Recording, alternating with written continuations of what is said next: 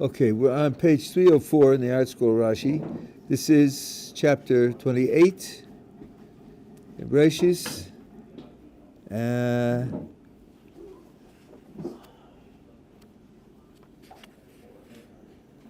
guess we could start on the previous 303, chapter 28, beginning of chapter 28.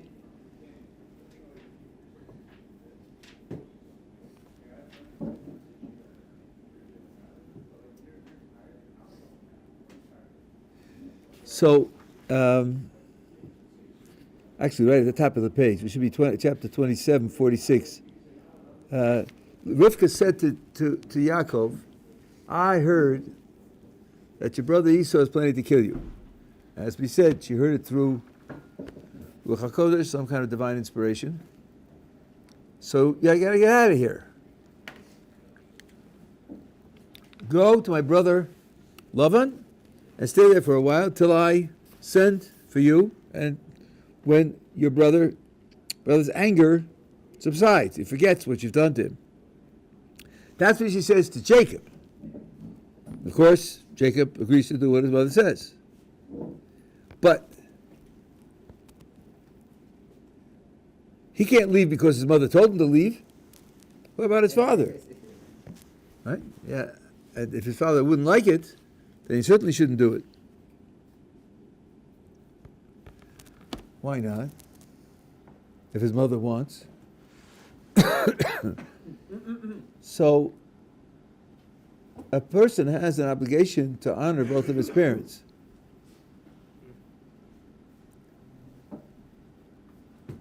And if, a person has an obligation to honor both of his parents. Now, usually, I shouldn't say often, when the father wants something, the mother wants something, you're supposed to do what the father wants, because often what the father wants he could have asked the mother for. Because there are certain things that a woman is obligated to do for her husband specifically. So let's say your father asks for a cup of tea, the mother asks for a cup of tea. The son says to himself, my father wants a cup of tea. Now, if he wanted, he could ask his wife to make the cup of tea, my mother. He's asking me. Surely, if he could ask her to make the tea, I shouldn't make the tea for her and not for him. That makes no sense. So that often happens. But it sometimes happens that what the parents want has nothing to do with each other. It's just that one wants one thing, the other wants something else. And what the father wants is not something he could ask the mother to do, it's just something he wants. Under those conditions, the requirements of father to mother are equal. There's no preference of the father over the mother. But we have a rule that if you're dealing with positive commandments, one positive commandment says to go to Hebron. The other positive command says to go to Tiberia. They're both positive. If you're living in Tiberia, you don't go to Hebron. If one commandment could be fulfilled passively and the other one actively, and in each case fulfilling one means violating the other, then you remain passive, fulfill the one that can be fulfilled passively, and you violate the other one passively. Whereas if you actively fulfill one, you're actively violating the other one. That's worse. Because in both cases you have a fulfillment with one, that's equal, and then you also have a violation of one. In one case, violation is active, in another case, a violation is passive. Fulfilling the positive one, actively or passively, does not make a big difference in the quality of the mitzvah. But violating something, it makes a big difference. Anyway, so here, the fact that she said to leave, they have to get Isaac's agreement to leave. So she has to engineer that. He can't do anything about that. So here's how she does it. In 46, Rivka says to Isaac, I'm disgusted with my life on account of the daughters of Ches. If Jacob takes a wife of the daughters of Ches like these, of the daughters of the land, why do I need life? My life is over. What words in this verse bother you? What words in this verse does it seem that you could erase and lose none of the content?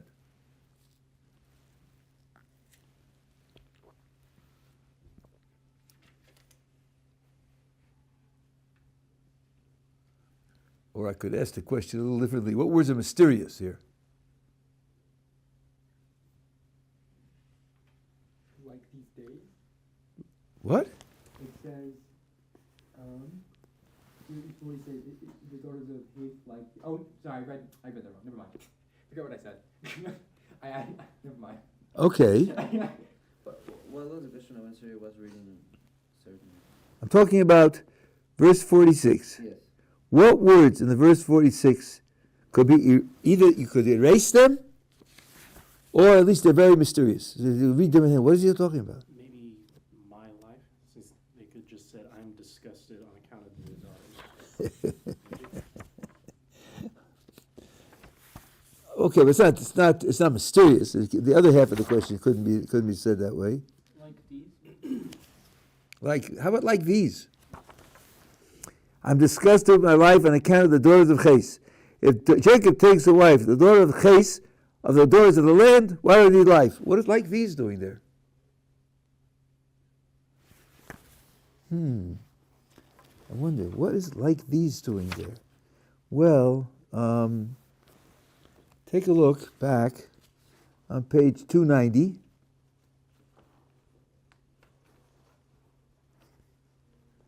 Verse, this is 34. When Esau was 40 years old, he took as a wife Yehudis, daughter of Be'eri the Hittite. And Basmas, the daughter of Elon the Hittite. These are Hittite women, aren't they? Now, Rivka says to Yitzchak, if Jacob takes to wife a Hittite woman like these, the daughters of Esau, who are in the house every day and who are, coming to borrow sugar and they're burning incense to their idols. If he takes a wife like these, they're in front of you. Yitzchak, look at them, right? Do you want your son to have women like this? Much better than a theoretical, calculation that having it right under your nose. You don't want to have wives like these, do you? Now, the truth is that the third patriarch could not possibly marry a Hittite woman. When Isaac himself got married, we saw this. Avram sent out Eliezer to find him a wife from his family. And he started off by making him swear he would not take a wife from the inhabitants of Canaan. And I told you, Yitzchak saved the blessing of being the third patriarch for Jacob. When he thought that Esau was standing in front of him, he didn't make mention of that at all.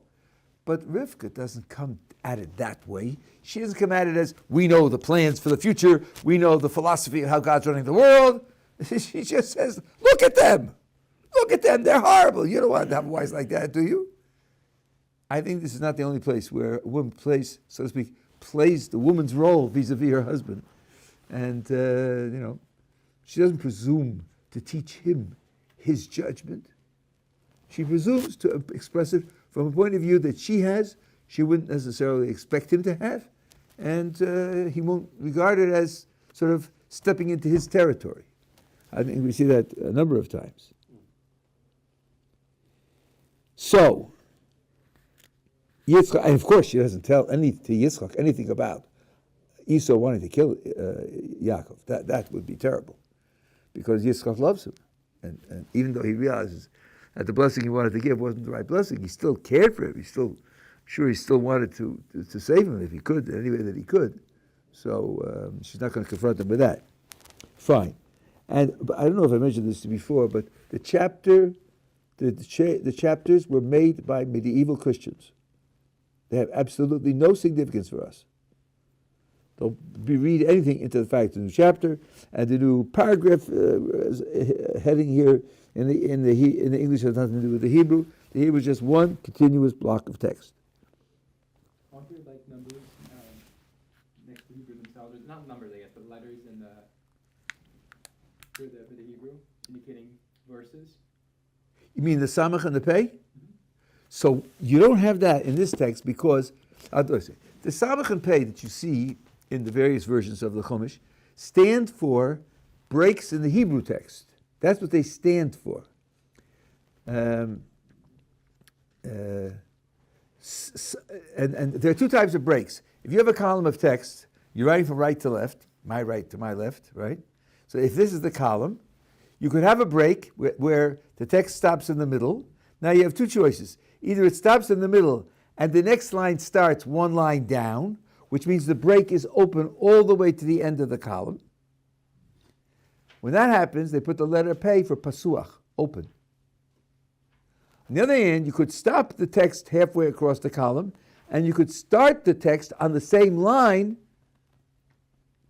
of the column, going to the end of the column, which means that it doesn't get the break doesn't get all the way to the end of the column.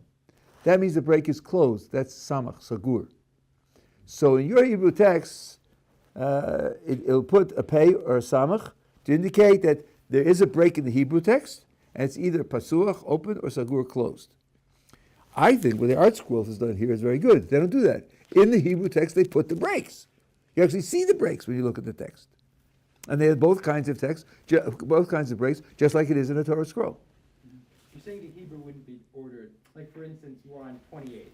You don't have chapters like that, you're saying? Absolutely not. No chapters, no. The chapters were put in, let's say, 700 years ago. This text is 3,300 years old. Even though they're also equivalent chapters with the Hebrew, they put in, for instance, like Hebrew letters next to it, like a puff and a hat. Those are just added as well. That's all. It's not in the text at all. In the text of the Chumash, none of those numbers are there. Not for chapters and not for verses. It's all just text.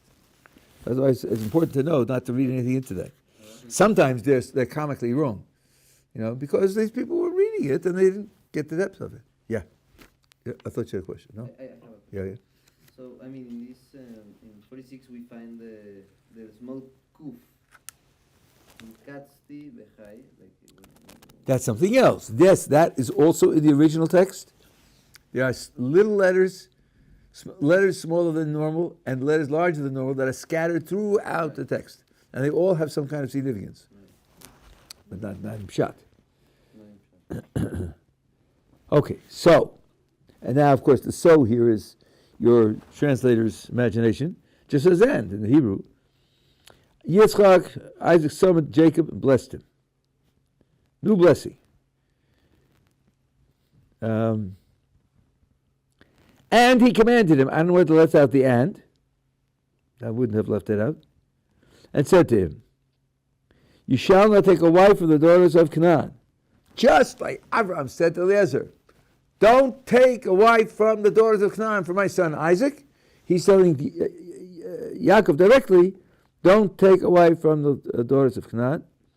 Arise, go to Padan Aram, to the house of Basul, your mother's father.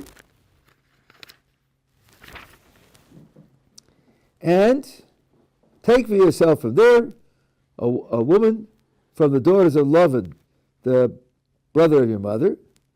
And Hashem, Kel Shakai, will bless you and make you fruitful and multiply, and you'll become a congregation of peoples, and he'll give you the blessing of Abraham to you and to your descendants after you to inherit the land where you dwelled, which Hashem gave to Abraham. So here is word for word the blessing of being the third patriarch and in receiving the blessing of Abraham. And this, as I said, was something which obviously Isaac had in mind to give, but when he thought Esau was standing in front of him, he didn't mention it, didn't even hint at it. So obviously, he had in mind that it should go to Jacob. And here he doesn't have the blessing after lunch. He just gives it to him directly, because his relationship with Jacob is one of natural, total, complete identity and continuity. And for Esau, he had just what was necessary that he thought would be what he would need to to save him from his own bad development. Okay, so this is what Isaac says to Jacob. 5. And Isaac sent off Jacob, and he went to Padan Aram, to Lavan, the son of Bethuel, the Aramean, the brother of Rebekah, mother of Jacob and Esau. Now this again is something which I have pointed out to you in the past. This is like foreshadowing. He sent and he went. When we get to the end of verse 5, right? Where is Jacob? Well, in the running story, he's right here. He hasn't moved an inch. The text just tells you he was sent to go and he went. Eventually, sometime in the future he got there. That's what happens in the end. But I'm not telling you where he is now. As you will see, because the next parsha begins with his journey. He hasn't started the journey yet. But it sort of finishes that leg of the description and then goes back to continue the story. Yeah. But why mention again that Rivka is the mother of Yaakov and Esau? Oh, okay. Now I'll teach you something which not many people know. Why does it say to Lavan, the son of Bethuel the Aramean, brother of Rebekah, mother of Jacob and Esau? Okay, so now look at Rashi. There's an astonishing Rashi here. Very bottom of the page, 5. Mother of Jacob and Esau, I do not know what it teaches us.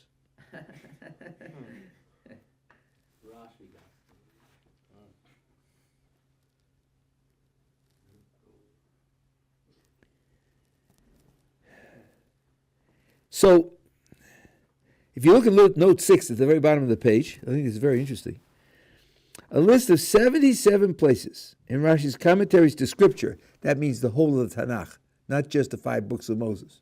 The 1,000 pages of Tanakh. There are 77 places where Rashi says he does not know the meaning or significance of a verse. Akiva Eger lists 44 such places in Rashi's commentaries in the Talmud. There's another list, 69 other places. Rashi was very, how shall I say, it was very easy for him to say he doesn't know. I think this teaches something that's very important.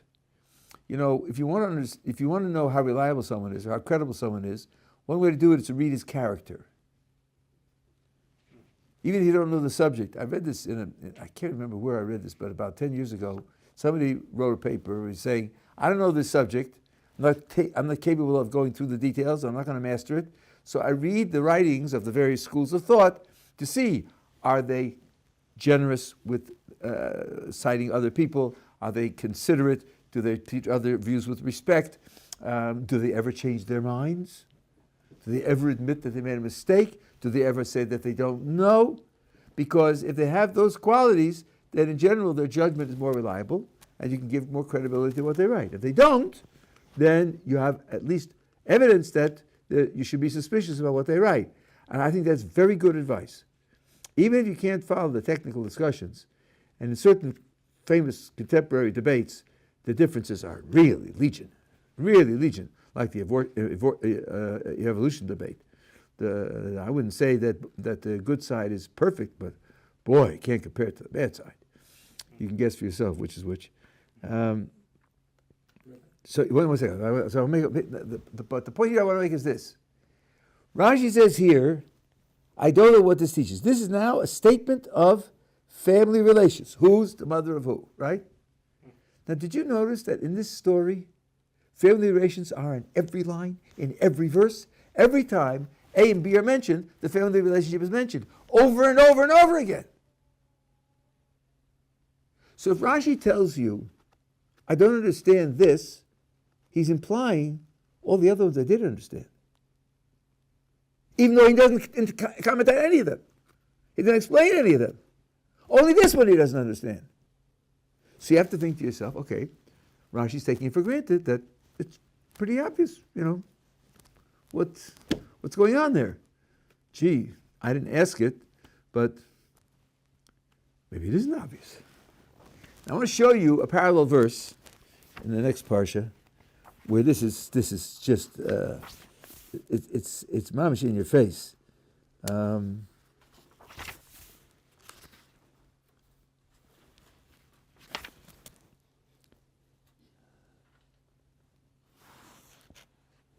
Okay, this is on page 320. This is chapter 29, verse 10.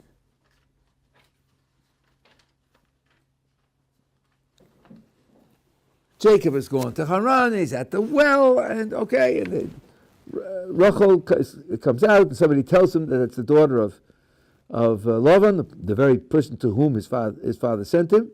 Now look at verse 10. This is just like off the charts. And it was, when Jacob saw Rachel, the daughter of Lavan, his mother's brother, and the flock of Lavan, his mother's brother, Jacob came forward and rolled the stone upon the mouth of the well and watered the sheep of Lavan, his mother's brother. 3 times in the same verse. That's unbelievable. That's unbelievable. Don't tell me about short attention span. Even people addicted to the internet can pay attention for one verse. 3 times in one verse you have to say it's his brother's mother?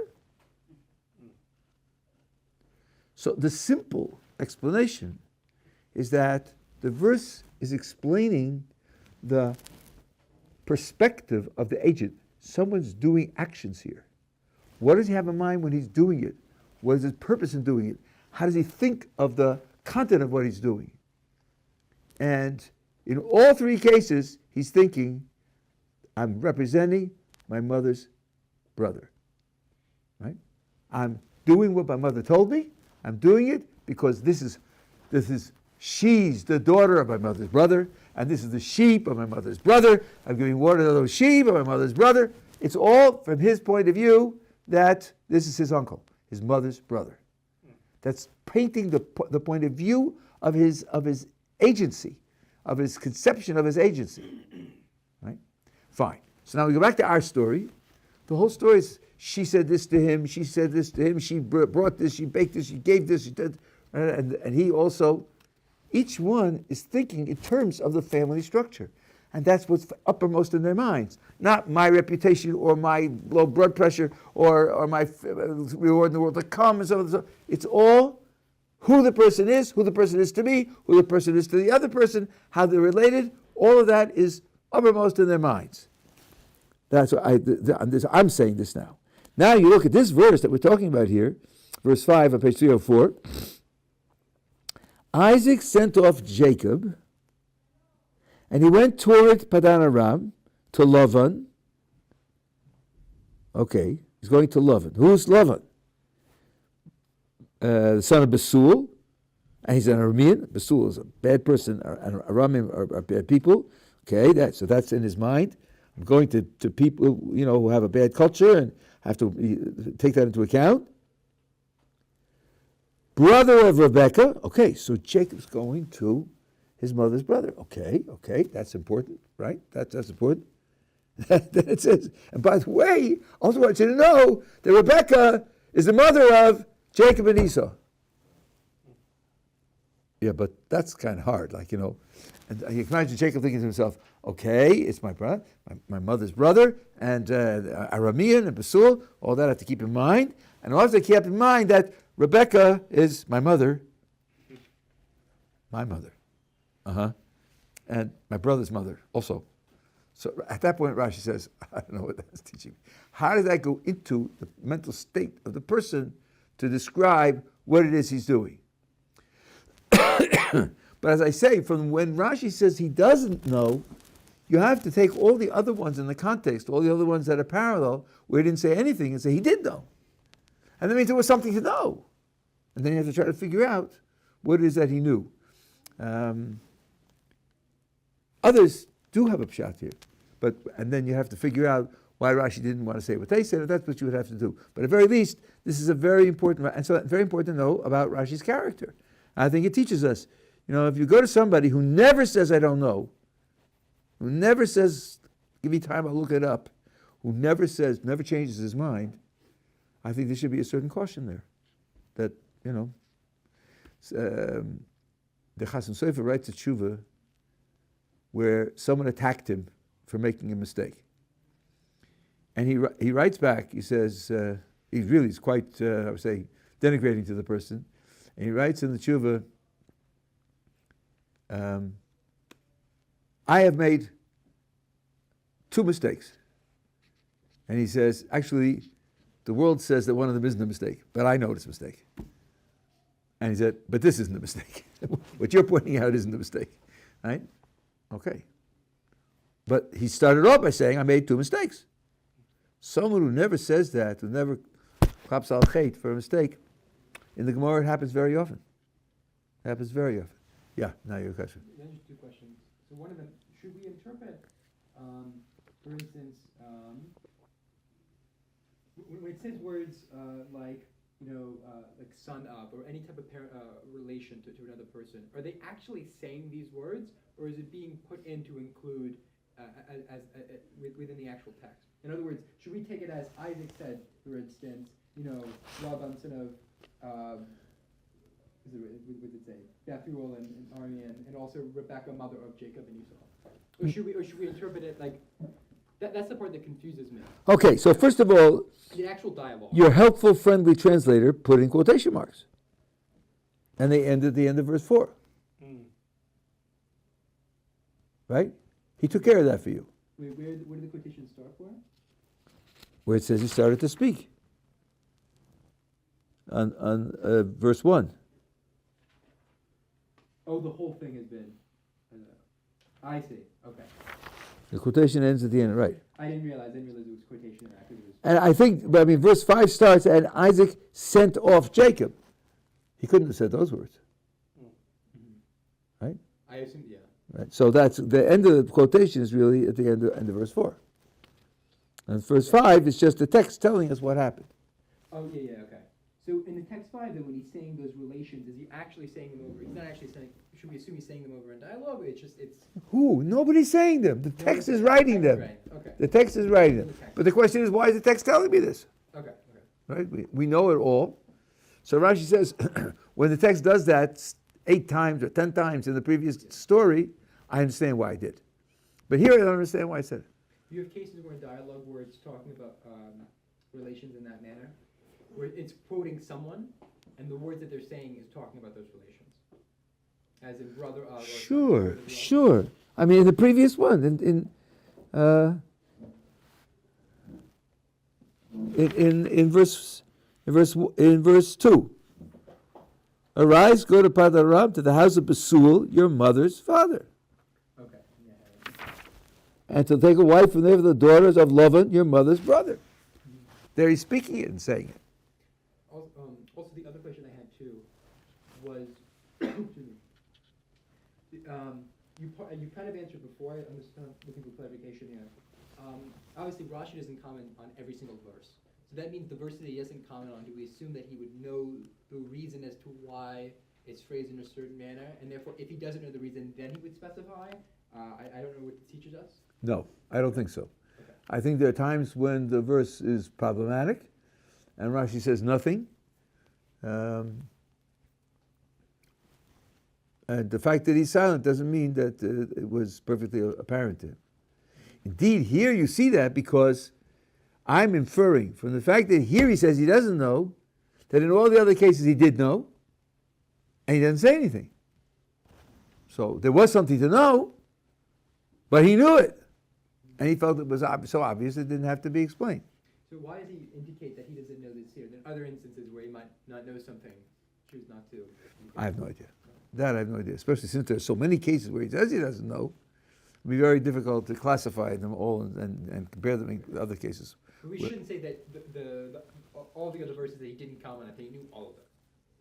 Yeah, we should not say that there are no, let me put it in the positive terms. There definitely are verses that are problematic, on which Rashi says nothing, and doesn't mean they're not problematic. They are problematic.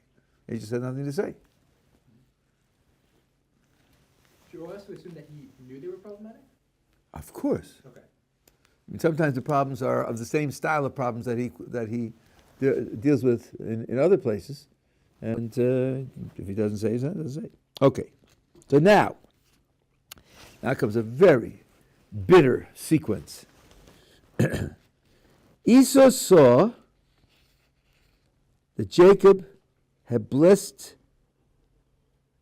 Isaac had blessed Jacob, and sent him off to take a wife. Sent him off to Padan Aram to take himself a wife from there. As he blessed him, and he commanded him, saying, "You shall not take a wife from among the daughters of Canaan."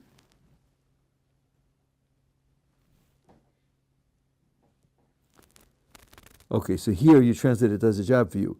And that Jacob obeyed his father and mother and went to Padan Aram. So, the translator did it already for you. You see that is in parentheses? So that's because the translator understands that there's no word that in the Hebrew. But it's important that it be there, because otherwise you don't understand it. Let me try to motivate it, because then you'll see the Rashi. Let's see. Imagine that it had said as follows. Esau saw that Isaac had blessed his Jacob, sent him off to Padan Aram, take himself a wife from there. As he blessed him and commanded him, saying, "You shall not take a wife from among the daughters of Canaan." And Jacob obeyed his father and mother and went to Padan Aram. You could have read it as two separate sentences. Esau saw. That's a point about Esau. And now, something else. I have something to tell you about Jacob, by the way. He was given instructions, and he followed the instructions. Right? So then, look at Rashi. And leave out that. And Jacob obeyed. It is connected to the above topic. And Esau saw that Isaac blessed Jacob, and Esau saw that he sent him off to Padan Aram, and Esau saw that Jacob obeyed his father and went to Padan Aram. And, continuing on to verse 8, that the daughters of Canaan were evil. This is all one passage of all the things that Esau saw. Because otherwise it's very peculiar that you have Isaac speaks to Jacob, and the last thing he says, he sent him off. Then Esau saw, and then it would break and say, Esau saw that he was sent off. And now Jacob went. Esau seeing wasn't part of the cause of Jacob going. It didn't happen in that order. Indeed, Jacob hasn't left yet until the beginning of the next parsha, right? So the verse 7, which says that Jacob went, obeyed his father and went, is not describing what Jacob did, it's describing what Esau saw. And that means that 6, 7, and 8 are all a description of the things that Esau saw. Mm-hmm. Okay, so the Rashi here it's often the case that you have a whole bit of text and even and the X skips back over intervening text to something that's further back in the text. That does happen in biblical style. So Rashi is often at pains to show you that. Okay, now you got what the problem is here. Look what Esau does and see if you can see how you feel about it. And Esau saw that the daughters of Canaan were evil in the eyes of Isaac his father. He saw all these things. Jacob's blessed. Don't take a wife from here. Jacob went. He's sort of cogitating his mind. I guess all this is going to lead me to the conclusion that the daughters of Canaan are evil in the eyes of Isaac, his father. His mother he doesn't care about, but his father he cares about. So, of course, this "so" is again in the translator's vocabulary. Esau went to Yishmael and took Machalas, the daughter of Yishmael, the son of Abraham, sister of Nevios, in addition to his wives, as a wife for himself. How do you like that? How's that for an ending to the story?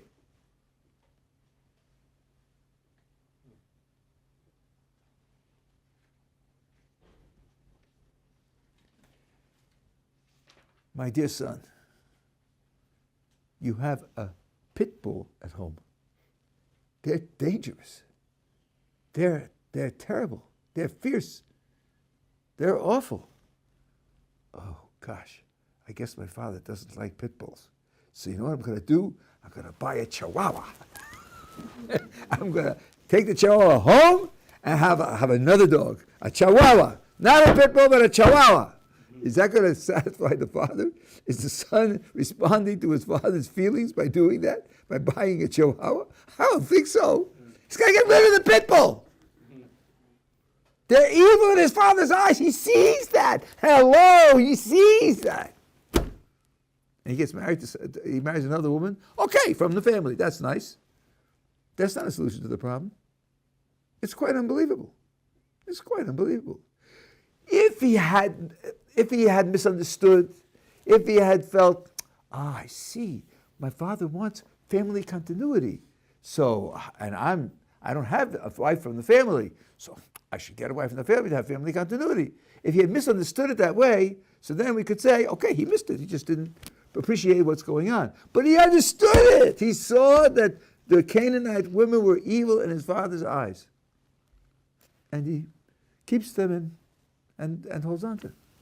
So, Rashi quotes here. This is on page 307, the very bottom. In addition to his weight, right? He added wickedness upon wickedness, for he did not divorce the first ones. So, let's see what they say in 5 here.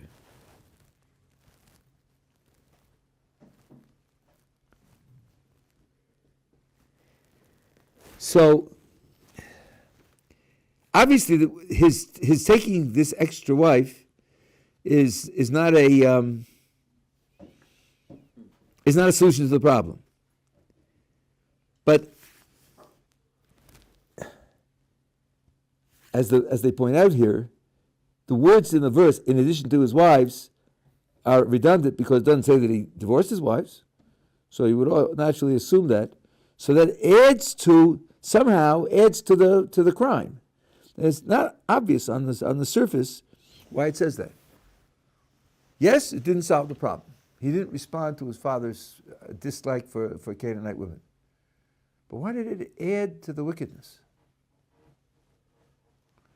It's like it's worse because it makes things worse. Not just that it doesn't solve the problem that it should have been solved, but it makes things worse.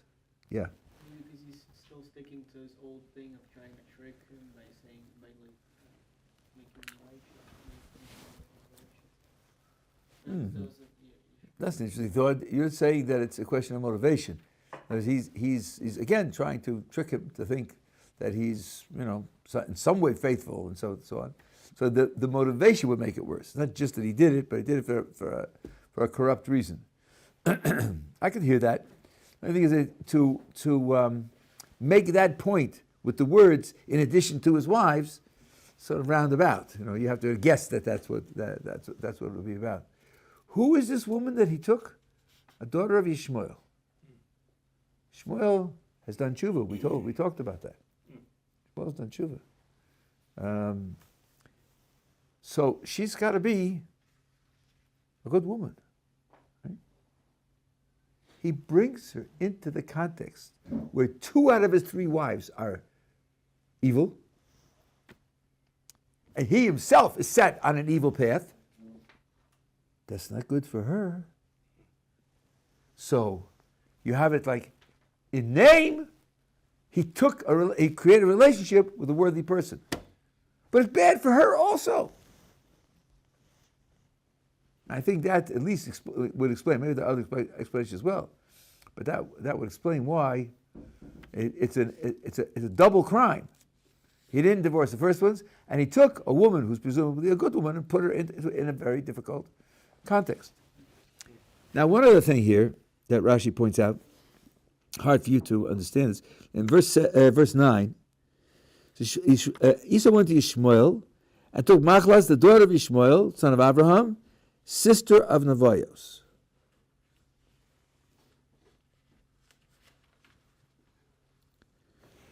So there are two problems. So look at Rashi at the bottom. Sorry, it's not at the bottom. Where it says verse 9. Sorry, it's close to the top. From the implication of having said daughter of Ishmael, do I not know that she's the sister of Nevoios? We have a list of Ishmael's children. We know that that's his son, right? So if this is a daughter, they've got to be brother and sister. You could also ask, do we always have the names of the brothers? Typically, when you identify a person by his father and his mother. So, why bother mentioning it? So Rashi here brings a chazal. It's been taught to us that Ishmael died once he had designated Machlas as the wife of Esau before her marriage, and the Nevoios, her brother, married her off. In other words, we're giving her that double connection because they're both relevant to her marriage. Saying daughter of Ishmael means that Ishmael had a hand in it. And saying brother Nevoios means that he also had a hand in it. If Ishmael had died earlier and Nevoios had both betrothed her and married her off, then it was just a sister of Nevoios. There's a daughter of Ishmael and sister of Nevoios means they both had. And this goes back to what I have told you a number of times. Facts are usually mentioned because they have a role in making the scenario work. They're causes or implements or means or some other kind of relationship to the scenario. It's not just a list of facts. So this is how the marriage was constructed. Okay. Now we come to an extremely rich passage. Page 310, beginning of Vayetze. This is chapter 28, verse 10. Jacob departed from Beersheba and went to Haran. Now, it's hard for you to appreciate this. You don't know where Jacob was living, but he was living in Beersheba. What would have been lost if it had just said Jacob went to Haran? You can't go to Haran and stay home at the same time. So obviously he went to Haran. He left Beersheba. So there's a classical Rashi here.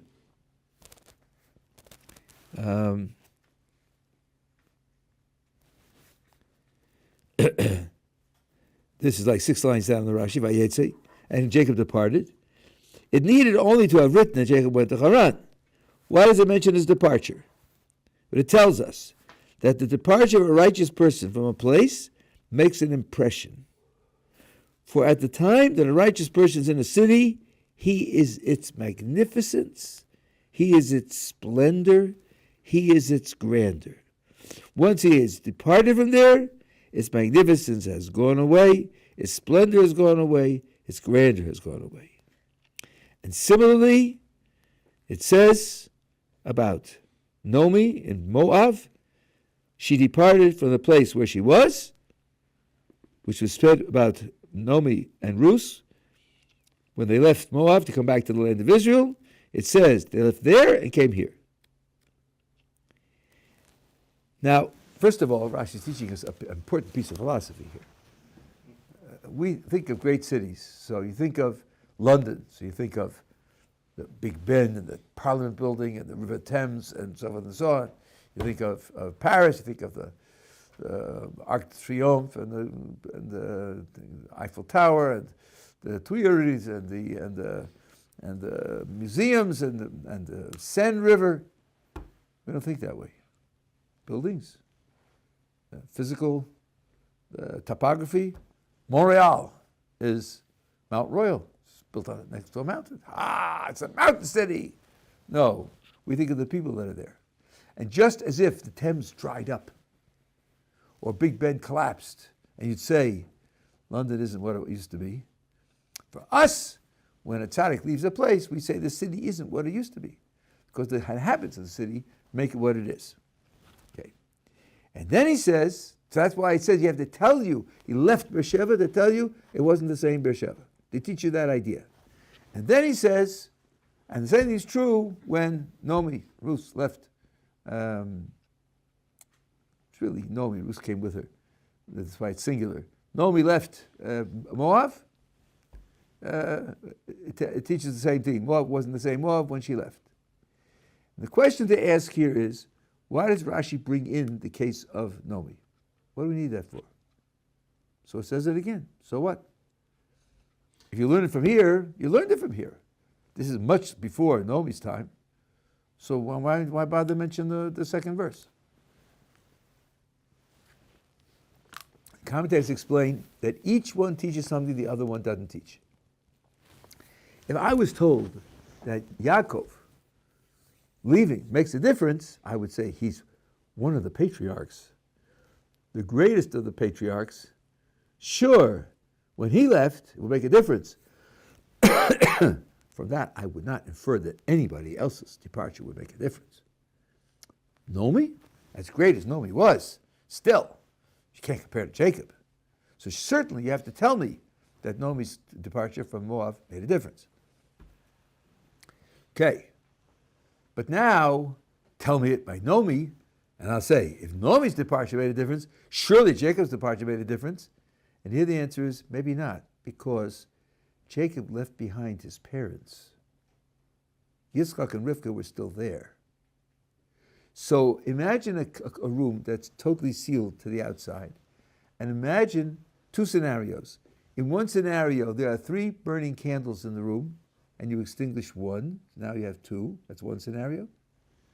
And the other scenario is where you have the same room, sealed from the outside. There's 1 candle burning, and you put it out. Which is the bigger difference? From 3 to 2 or 1 to 0? Obviously 1 to 0 is a much bigger difference. You are now plunged in total darkness. So when Jacob left, he left behind 2 burning candles, both of his parents. When Nomi left, there was nobody left behind. It was empty. So if you told me that Nomi makes a difference when she leaves, I might say, that's because you're going from 1 to 0. I wouldn't infer from that Jacob, who's going from 3 to 2, would make a difference. That's why you need to write both of them. This is a good example. When there's a whole attitude that they had things to say, they made free associations, they put it in, they're being paid by the word, so they got more, crass, low-level, projected attitudes from the person who's writing, and they don't appreciate that this is a tradition that cares about details, that cares about logic, that cares about facts. There have to be explanations. Nobody's playing games here. Nobody's playing games here. And the fact that Rashi brings in Nomi is teaching you something very important about this fundamental concept. Yeah. Just going back to the previous portion, when Esau knows that where Yaakov is going, and he knew, Rivka knew, he wanted to kill him. Yes. So, isn't it why he doesn't go after Yaakov now that he knows where he's going? That's just isn't some sort of... Because his father's still alive.